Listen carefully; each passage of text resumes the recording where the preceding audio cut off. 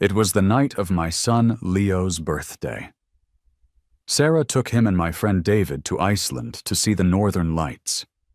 That same night, I signed the divorce papers. 3 years passed. I was at an airport in another country when a little boy suddenly hugged my leg. "Dad," he said, looking up at me with teary eyes, "don't you want me and Mom anymore?" I saw a woman standing behind him, her eyes also filled with tears. I looked at her and said, my voice flat and cold, "You've got the wrong person." When he heard me say that, Leo couldn't stop himself and started crying hard. "You are Dad, you are. I know it's you." With people walking by and watching, I felt like I was putting on a show. My dance team friend Jessica stood nearby, looking really uncomfortable, probably more embarrassed than I was. Sarah stepped forward then and gently pulled Leo away from me. She seemed to get her calm way of being back right away. Leo stopped making such a fuss, but tears were still streaming down his face. He turned to look at Sarah, his nose red from crying. "Mom, it is Dad." I was wearing sunglasses, so only the lower part of my face showed. I kept my eyes distant, looking at them without really seeing them, which made Sarah look away from me. "He's not, you're mistaken," she said softly to Leo. Leo just stood there, looking confused because I had said I wasn't his dad. Sarah, still holding his hand, gave me a small, apologetic smile. I didn't care about her apology at all. I just brushed off the spot on my pants where Leo had touched me and walked onto the plane with my team. It had been 3 years since I left. I never thought I'd see my ex-wife and son at an airport so far away. I didn't even think twice about denying that I knew them. Everyone on the team just thought some random kid had mistaken me for his dad and hugged my leg.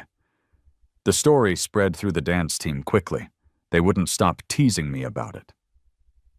"I get fangirls," someone joked. "But baby fans? Seriously?"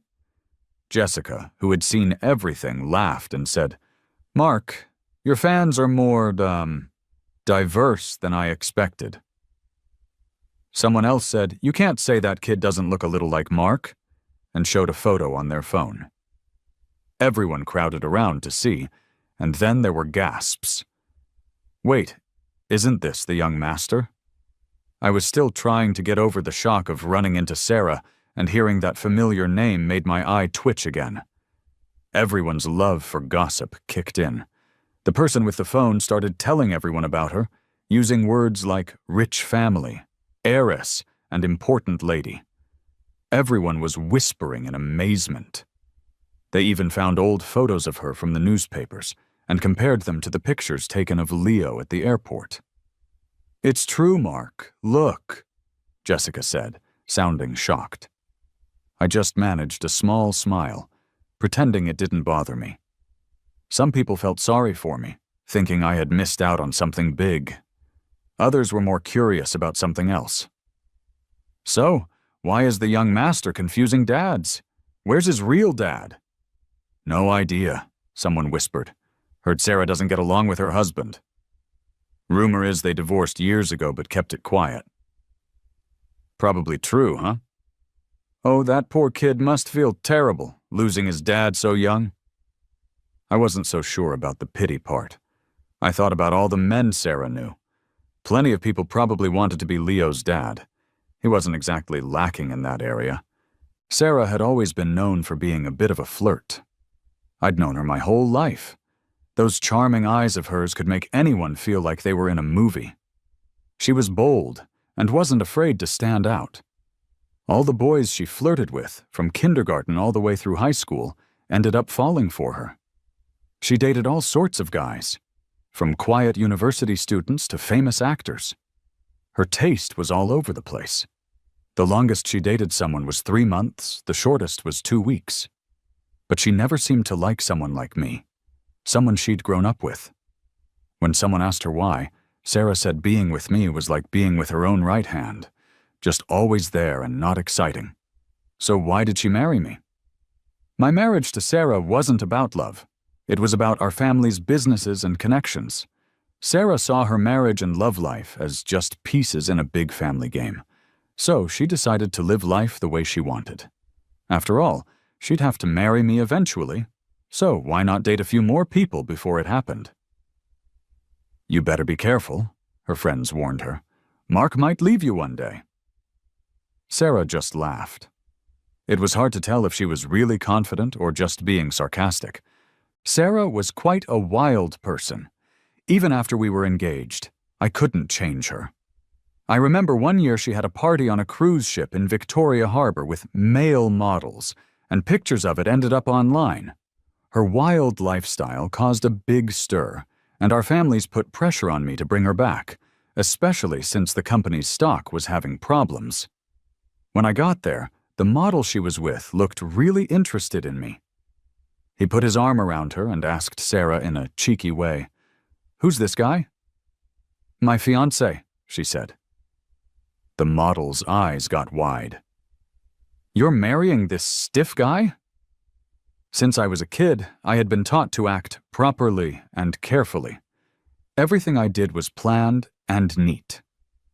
Sarah had said the same thing about me being stiff. But I just stayed calm. "Come back with me," I told Sarah. Before Sarah could answer, the model jumped in. "Hasn't anyone told you, sir? Never ruin a woman's good mood when she's happy." I ignored him. I'd known Sarah forever, and I knew guys like him were just temporary in her life. "Have you ever even made it to the next day?" I thought. "Before disappearing from her life for good?" "Sarah," I said her name again.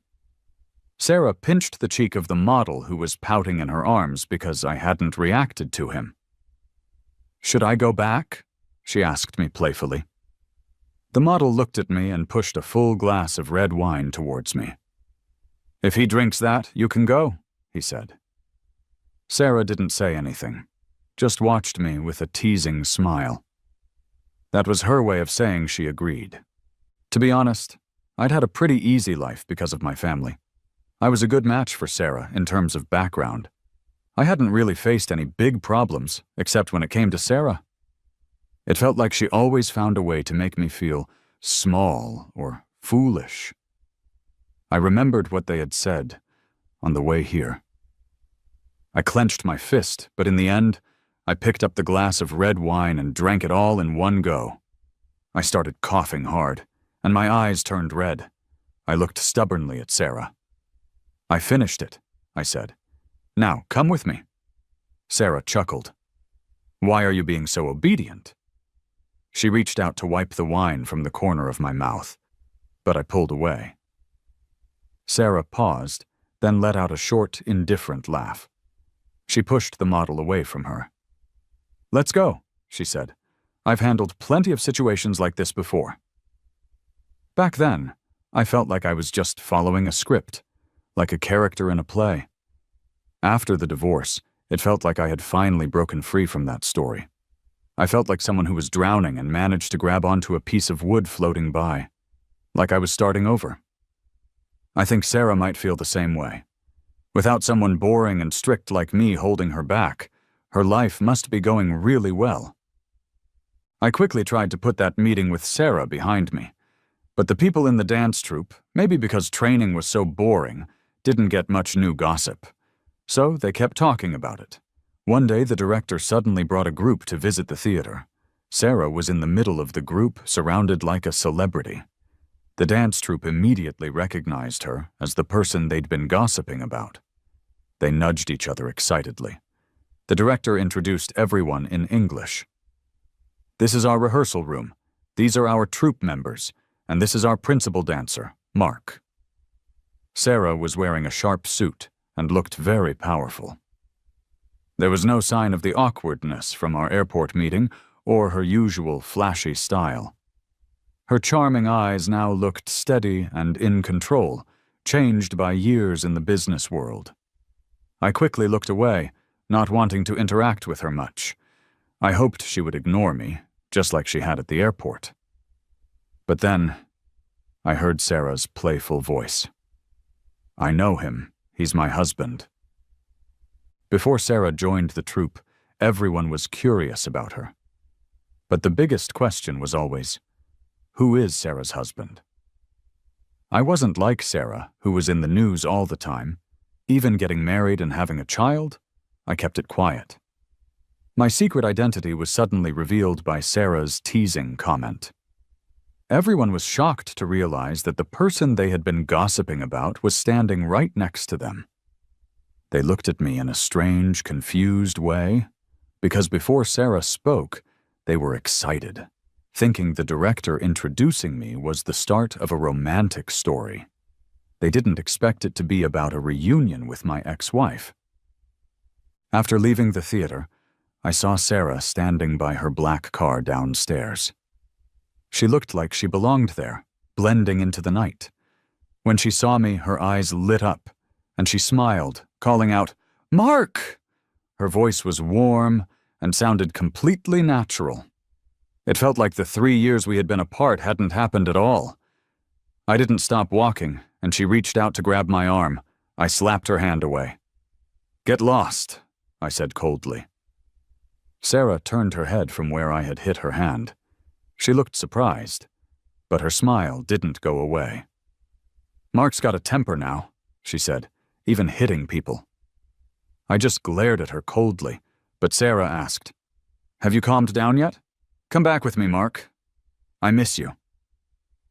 Her voice became soft and gentle. "See? That's what she's like. Always causing trouble and acting without thinking. Even though she was the one who messed things up, she made it seem like I was the one being difficult." "Sarah, we're divorced," I reminded her. "I didn't sign the papers," she said, acting innocent. "It's not final." I took a deep breath. "It doesn't matter. We've been separated for 2 years. I can file for divorce myself." Sarah's face finally changed. Her eyes darkened. "Mark, does it have to be this way?" I gave her a cold smile and walked away. I tried to ignore Sarah being around, but over the next few days, she kept showing up.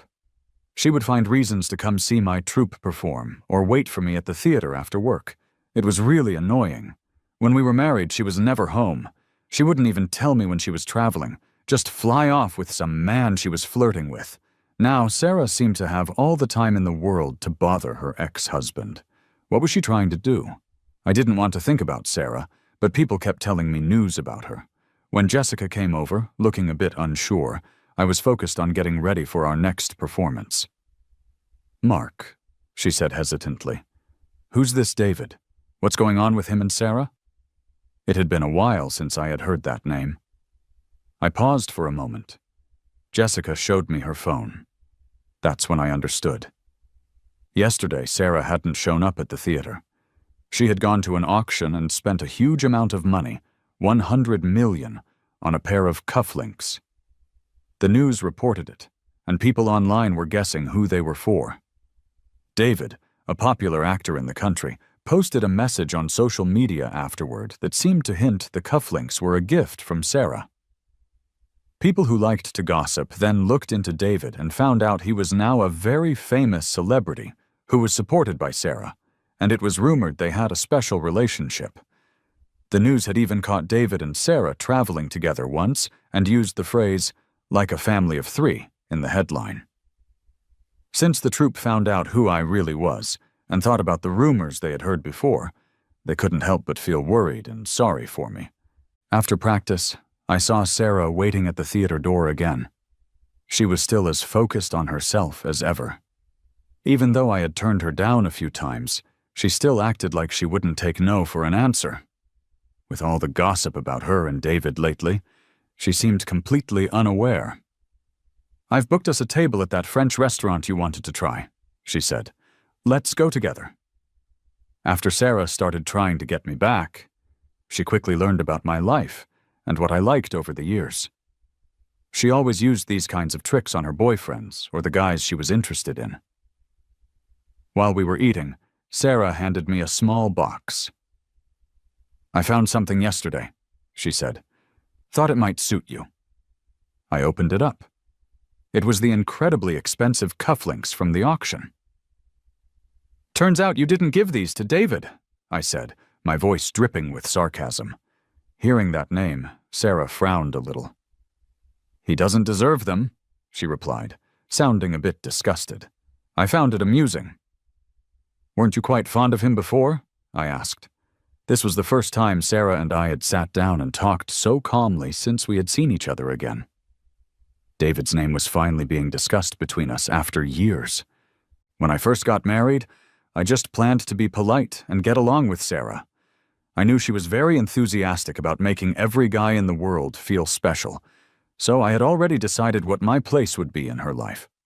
As long as Sarah didn't bring those guys around to annoy me, I wouldn't say much. That plan worked until she got involved with David. David was my friend from middle school all the way through college. We were best friends, and he knew all my secrets. At my wedding, he was my best man, and when I was sick, he was the one who took care of me. But in the end, he and Sarah betrayed me. On Leo's second birthday, David came to celebrate. "Hey, Leo," he said, holding my son. "Let Uncle give you a hug." As he held Leo, I saw a fresh hickey on his neck and a very expensive watch on his wrist. I was a bit surprised. "David, did you start dating someone?" I asked. David blushed and nodded. "Who's the lucky lady?" I asked, pushing a little. "You haven't mentioned her." "It's not public yet," David answered. By that time, he was acting and becoming quite popular. I knew relationships could affect his career, so even though I was surprised, I didn't ask any more questions. Deep down, I was happy that David had found someone. "Bring her out to meet us when you can," I suggested. Just then, Sarah finally walked in. "What's so exciting?" she asked. Sarah was 26 back then. She was starting to act less wild and more like someone who would inherit a big company. The news even reported that she was settling down. Sometimes she would go to events with me. "David has a girlfriend now," I said. "He can't be the best man anymore, but Leo could be the ring bearer. What do you think?"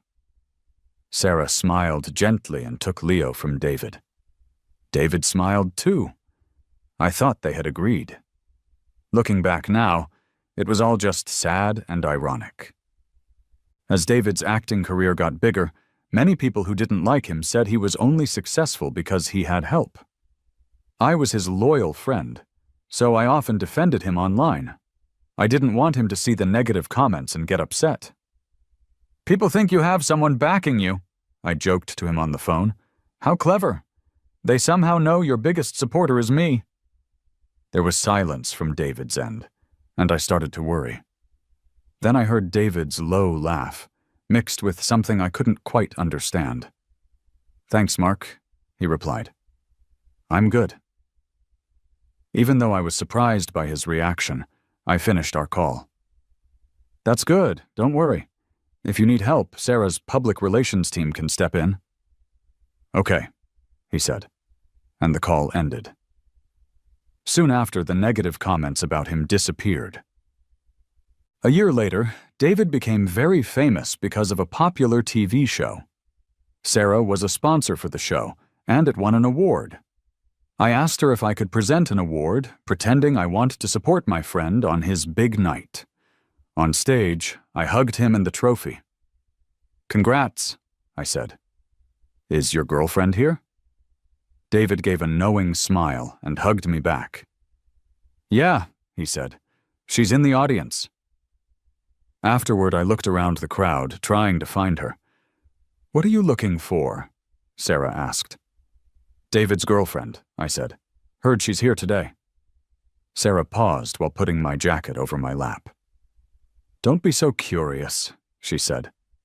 I really shouldn't have been curious. I never did meet David's girlfriend. I only saw hints of her existence through social media, where he would show off gifts she gave him. That changed on David's birthday. I called him to ask how he wanted to celebrate. "Sorry, man," he said. "I'm filming that day, so I can't meet up." I was disappointed and hung up. Just then, Sarah texted me that she would be away on business and that Leo was already back home.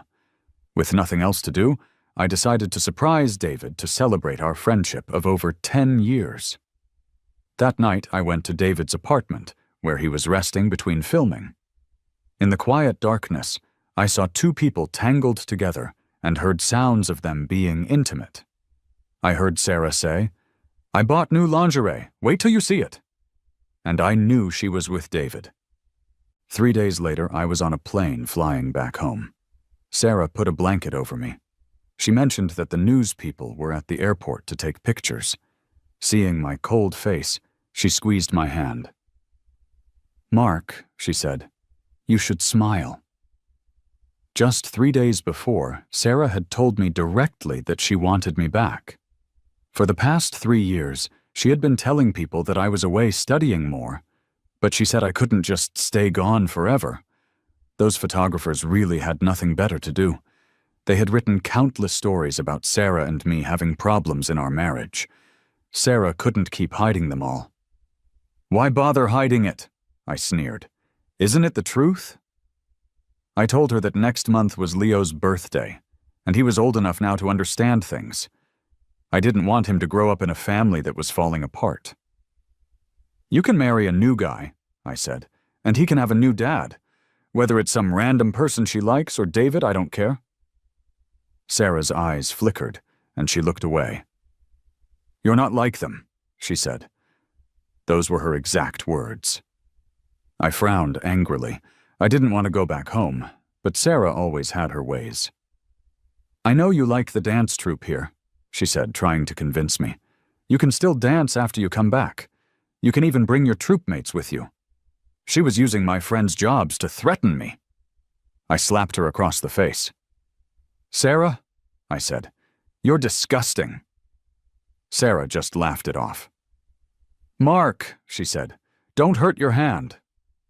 Then she begged me, "Come back with me, Mark." I finally understood that she was serious this time. My knuckles turned white from holding my hand so tightly. I gave in a little. "I can go back," I said, "but I have a condition." "What is it?" she asked. "If you just need a stable marriage to look good for your business," I said, "we can agree to pretend we're together.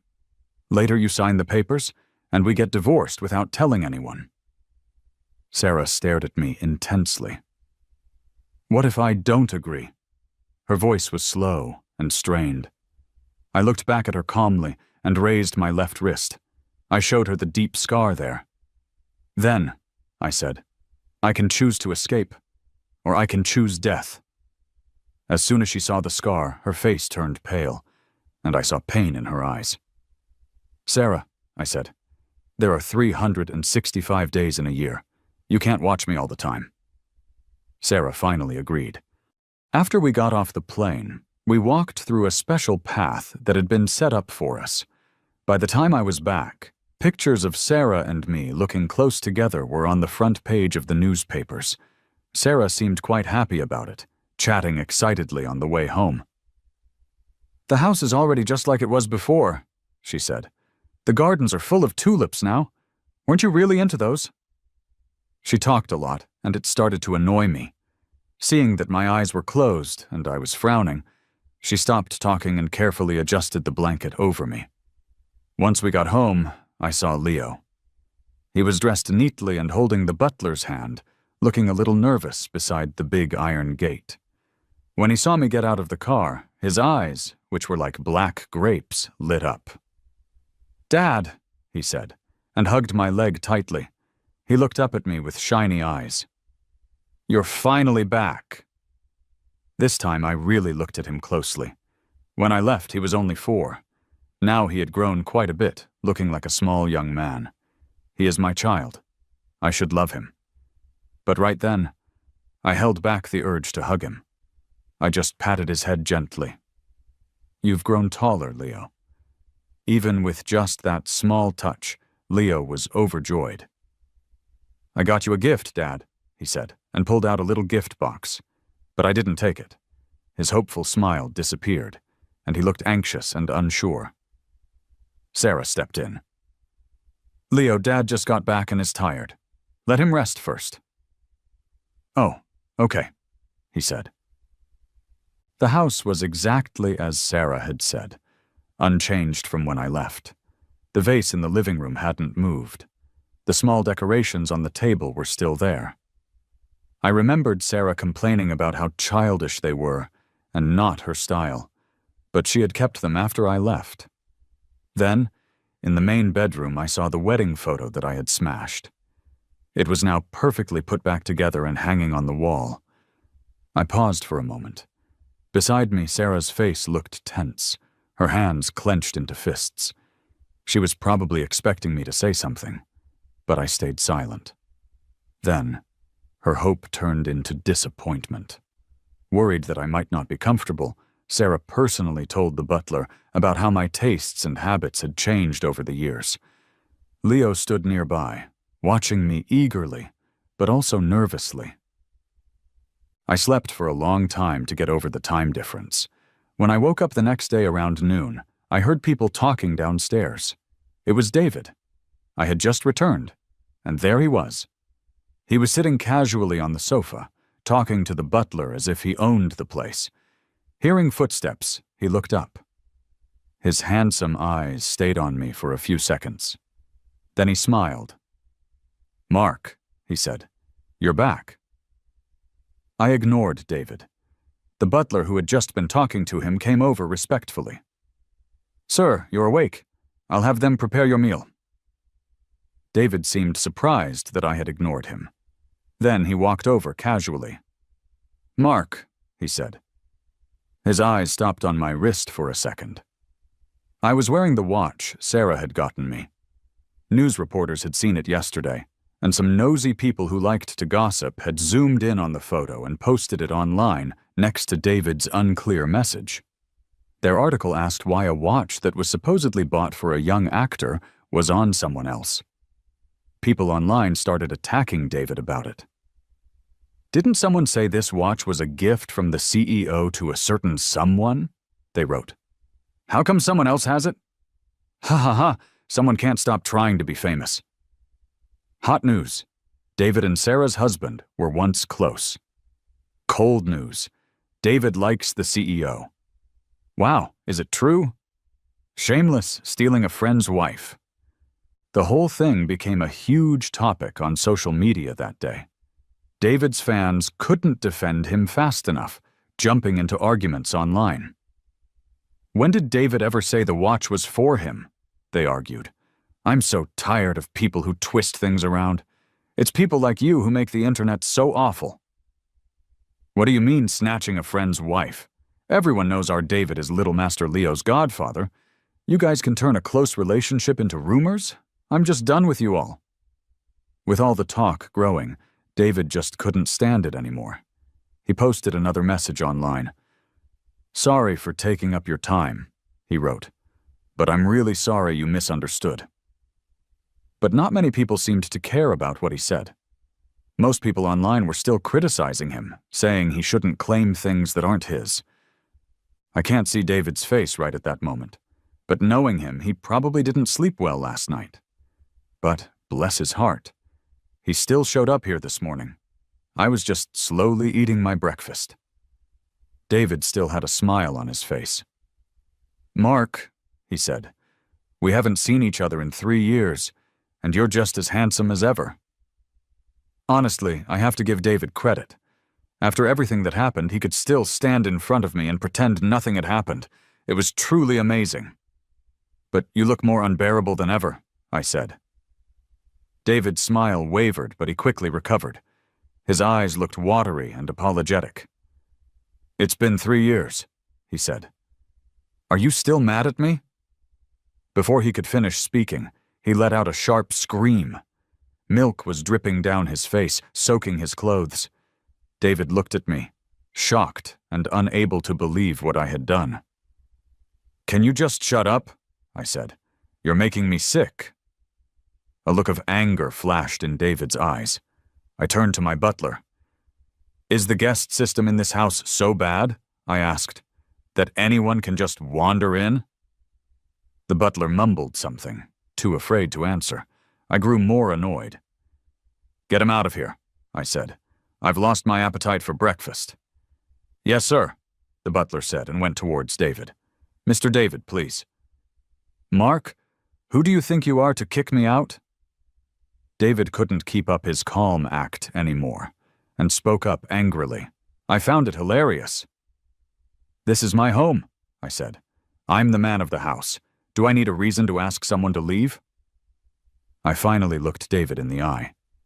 "If you won't leave," I said, "should I?" Then my gaze shifted past him. "Sarah," I said. David's face changed quickly, and he turned around.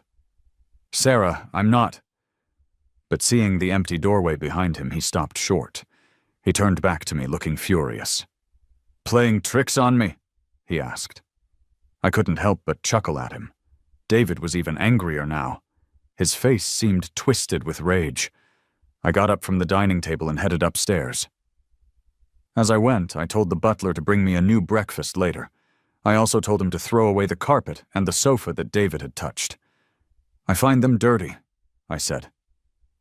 Behind me, David's eyes felt like they could burn holes through me, as if I cared. I was here to make sure his life was worse than death. This time, David left feeling completely defeated and ashamed. By the afternoon, Sarah had heard about what happened. But when she saw the sofa and carpet had been changed, she didn't ask anything about it. She only stopped me when I was entering my room. "I didn't know he would come by," she explained. "When you left, Leo kept crying. He was the one who helped calm him down." I shrugged off her hand. "I'm bored," I said. "You don't need to explain. It's not 3 years ago. I don't care about this stuff anymore." Sarah's hand froze, and her face instantly lost all color. After a moment, she stepped back, looking defeated. A few days later, Leo came to find me.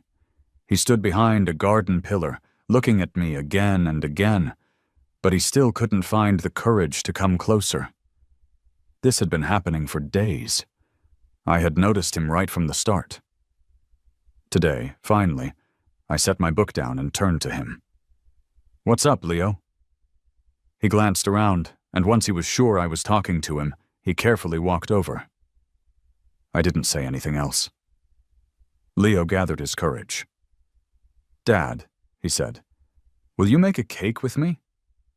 I looked at him, curious. Leo continued, "I want to make my birthday cake with you and Mom." His birthday was next week.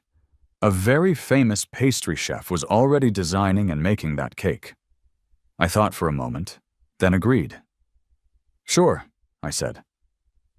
That afternoon when Sarah got back, Leo and I were in the kitchen whipping cream. A pastry chef was showing us what to do. Leo's little face was focused hard on his dough. "What are you doing?" Sarah asked. A maid answered for us. Barely after the maid finished speaking, Leo called out to her. "Mom, come help me bake the cake." Sarah paused for a bit, looking towards me without thinking.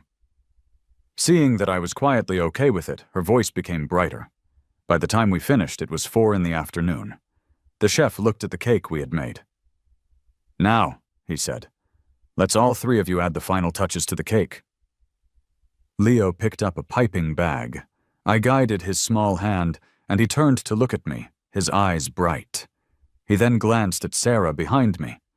Sarah quietly reached out her hand to mine, seeing if I would pull away. When she noticed I didn't, she held my hand tighter. The final touches looked beautiful. Leo was thrilled. He ate 2 pieces, saying this cake was the sweetest in the world.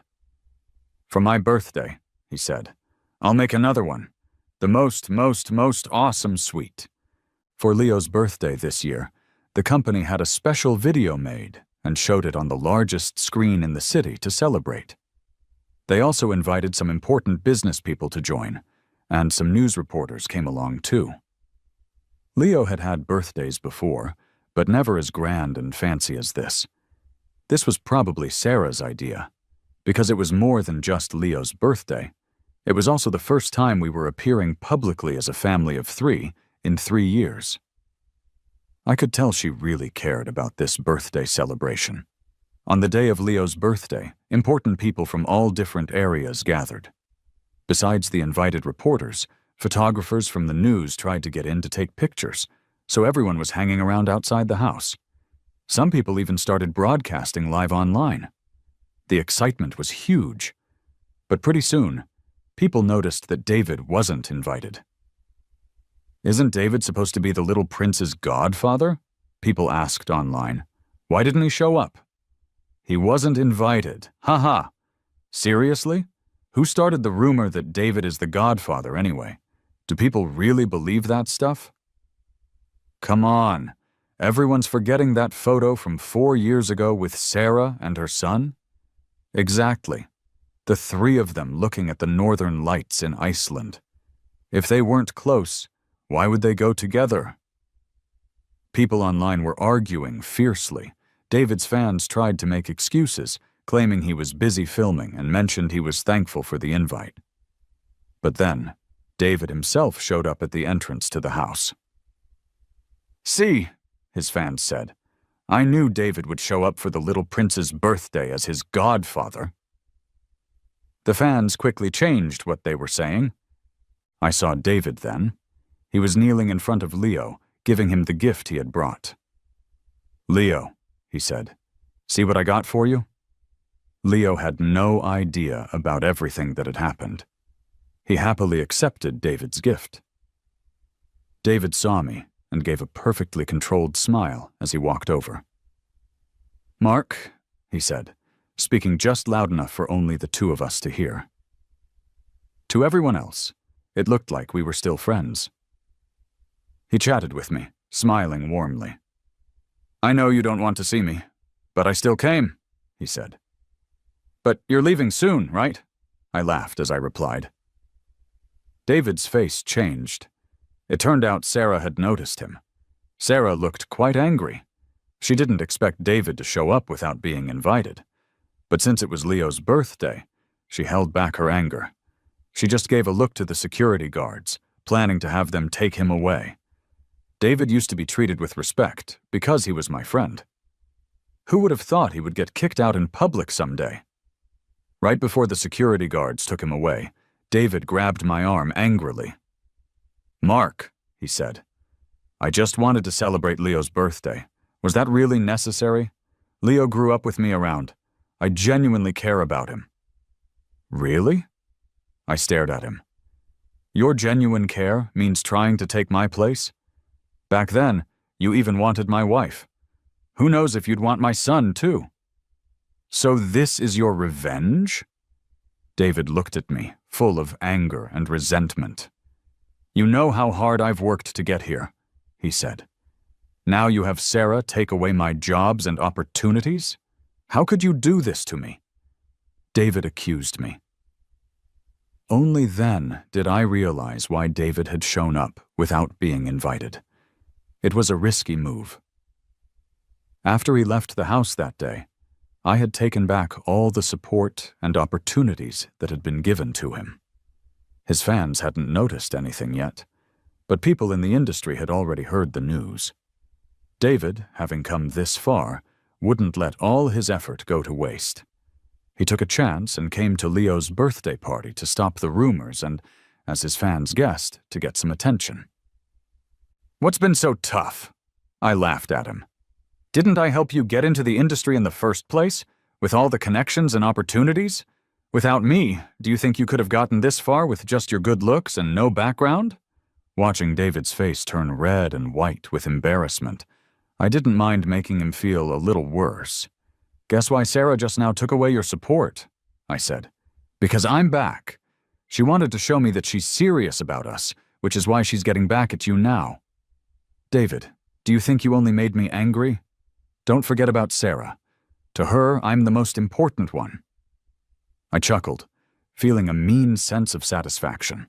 Of course, David probably already figured out the truth, but when I said it so proudly to his face, he couldn't hide his jealous, hateful stare. "Oh, don't be mad," I said. "This is just the beginning. The real drama is still to come." I signaled to the security guards standing nearby. "What are you waiting for?" I said. "Go ahead, throw him out." The security guards stepped in, each grabbing one of David's arms, and tossed him out. Of course, the photographers at the door caught it all on their live broadcast, and the next second, it exploded on social media. People used to see how close David and I were and how much I supported him. David's fans were so proud and always showing off about it. But now, it was completely clear that David and I were no longer connected. "What happened?" people asked. "What's going on?" "Yeah, David got thrown out of the birthday party." Are they really done with each other? I have a feeling this isn't simple. Nope, it's not simple. Because soon, everyone noticed that David's chances were quickly disappearing. Projects he was working on suddenly replaced him. Deals he had made for advertising were given to other people. People online guessed wildly about what had happened overnight. David's position in the entertainment world dropped dramatically. Of course, all this information was passed on to me by Sarah through someone else. It was like she was really trying to show me that she was sorry and regretted what she had done. And when Leo had his birthday, the news took pictures of Sarah looking after me the whole time. People online praised our strong connection. "What's the point of fake celebrity couples?" they wrote, "when you've got real powerful couples like us?" Exactly, others agreed. Two strong people, childhood sweethearts, perfectly matched. Who even cares about a reformed bad boy? It's like something out of a novel. This actually made the company's stock price go up a bit more. Sarah seemed to enjoy those popular videos from the marketing accounts and even secretly helped promote some of them. I just saw it all as one big joke. Watching David struggle even made Sarah seem a little more bearable to me. A few days later, Sarah suddenly asked me to go to a show with her. She seemed a little nervous when she asked. When I nodded, she let out a sigh of relief and smiled. But halfway through the show, Sarah's phone kept lighting up with messages. Then her secretary came over, frowning, and whispered something in her ear. Sarah's face quickly turned serious. "Mark," she said, "I need to handle something and step out for a bit." It was unusual to see Sarah look so upset. I watched her hurry away and picked up my phone. It turned out something big had happened. David had posted a long message and a video online. He wrote, "Thank you all for your concern during this time, and I apologize for taking up public attention. About the rumors online regarding Sarah and me, I want to respond." He wrote that Sarah and he had stopped being friends a long time ago because I had suspected something was going on between her and him. David explained his recent problems as my revenge against him. In his post, he hinted that I was a jealous person. He thought Sarah gave David special treatment because the company supported him so much. "Sarah and I have always been close partners," he wrote. "Sure, I've been a bit in love with her, but that's not why Sarah would get revenge on me." He then wrote that Sarah and I had divorced 3 years ago. Then David shared a video and a photo of a divorce agreement. The video showed a messy hospital room. I was there, my eyes red and angry. "Sarah," I was saying, "we're divorcing." The person with her back to the camera in the video was clearly Sarah. And that photo was the divorce agreement I had signed when I left. Leo certainly looked like Sarah, but I always felt he looked like someone else too. If only he could have been born under normal circumstances. I let out a cold, bitter laugh. "Yeah," I said. "I went abroad because I didn't want your mom or you." Leo's tears flowed even more. "Why?" he asked. "Why do you think—" "Because I stopped loving her," I said. When I first found out that Sarah was having an affair with David, my whole body shook with pain. I only remember a terrible, sick feeling in my stomach, along with sharp, stabbing pain. Sarah's face was pale and shocked. That situation made me stay in bed for a month. When I woke up, Sarah was sitting by my bed. Her eyes were dark, her hair was messy, and her eyebrows were unkempt. She looked desperate. "Tim," she said, seeing that I was awake. It made her both happy and worried, but I felt waves of nausea. I threw anything I could reach at Sarah, screaming at her, "Why? Why did you do this to me?" Sarah stood there, not moving, letting me yell at her. In the end, I said, "Sarah, we're divorcing." Her eyes immediately turned red, full of pain as she looked at me. "No, Mark." After leaving the hospital, I moved out of the house. Sarah tried many times to find me, but all I would say to her was one thing: sign the papers. Sarah couldn't stand to hear it anymore, and eventually started avoiding me. A month later, she suddenly appeared on David's social media. That day was Leo's birthday. I had planned to return home to celebrate with him, but I couldn't find him. David posted at that moment, "I am the happiest person alive." In the picture, Leo was being hugged by him and Sarah under a beautiful Aurora. They looked like a perfect family of three. That night, I left a divorce agreement behind and moved abroad alone. During my time abroad, I suffered from severe depression. In my darkest moments, I tried to end my life by cutting my wrist. When I didn't succeed after the first cut, I cut again. But I didn't die. I was saved by the girl who lived next door. "You've died once," she said in broken Chinese. "From now on, you're reborn." She spent that entire winter by my side. The girl was Jessica.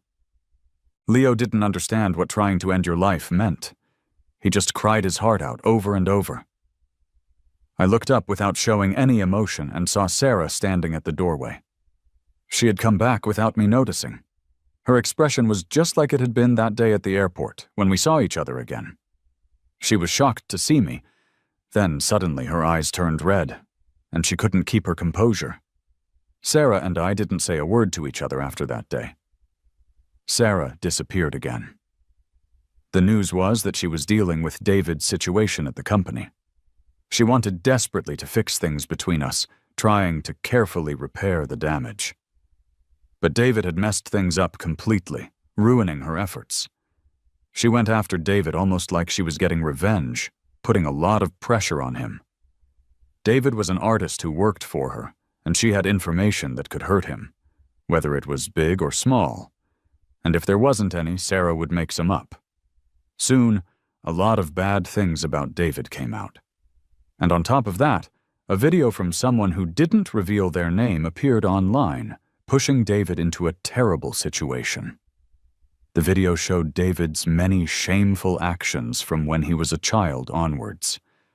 At 18, he got a classmate pregnant, was avoided by his friends, and borrowed money from others for an abortion. It was the year I met him.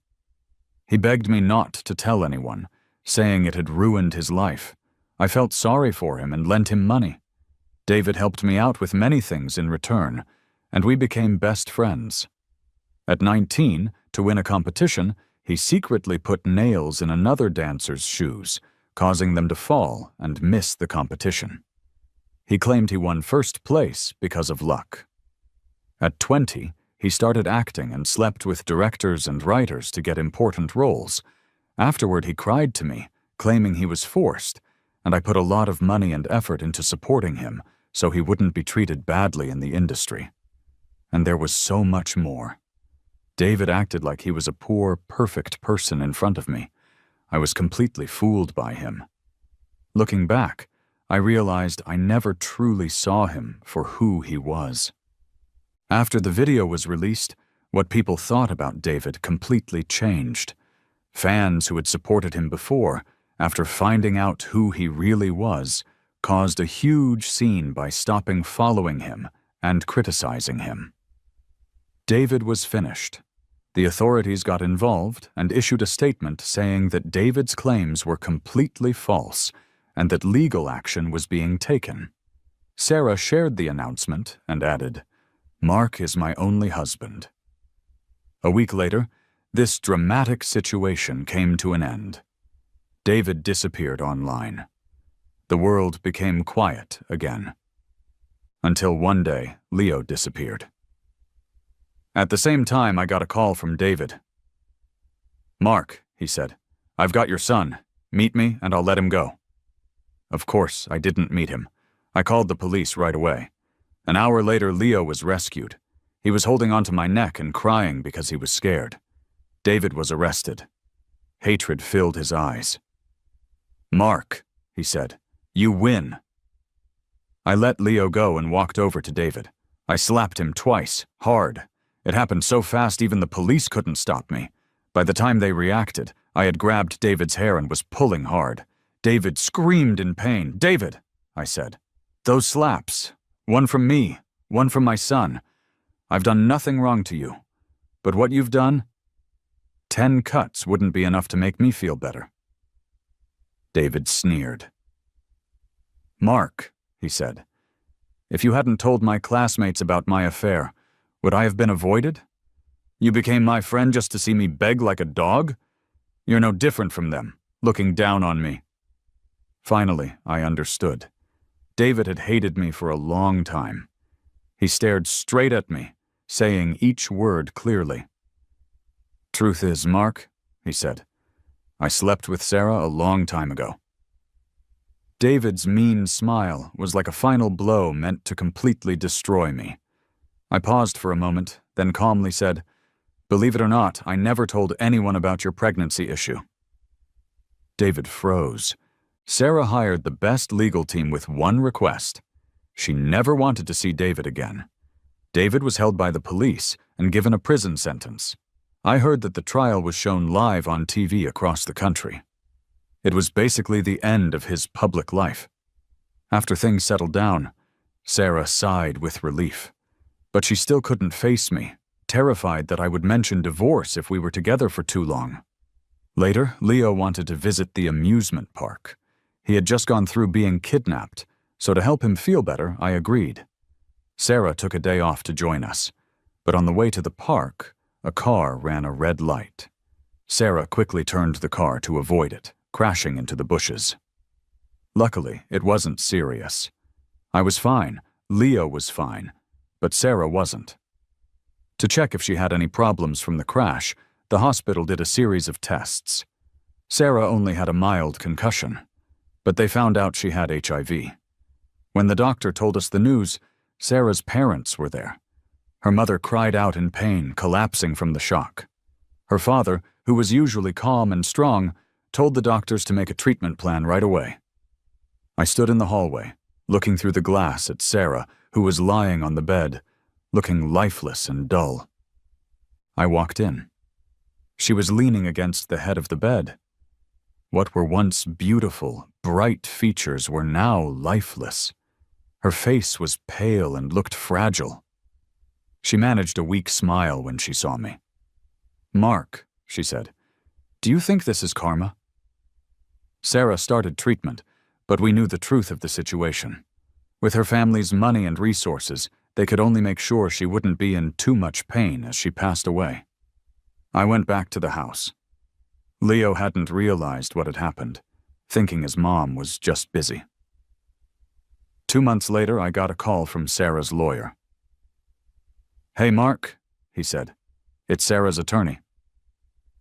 In the hospital room, the lawyer handed me and Sarah a divorce agreement. "This is what Sarah asked me to write," he said. "After the divorce, I would get 20% of Sarah's shares in the company. Plus there was a list of properties, cars, stocks, and money." I glanced at Sarah. She looked weaker than the last time I saw her 2 months ago. It was kind of funny. Before, she didn't want a divorce. Now that she was about to die, she had agreed. I looked down at the agreement in my hand. I wasn't going to sign it. The room became silent, and Sarah looked up at me.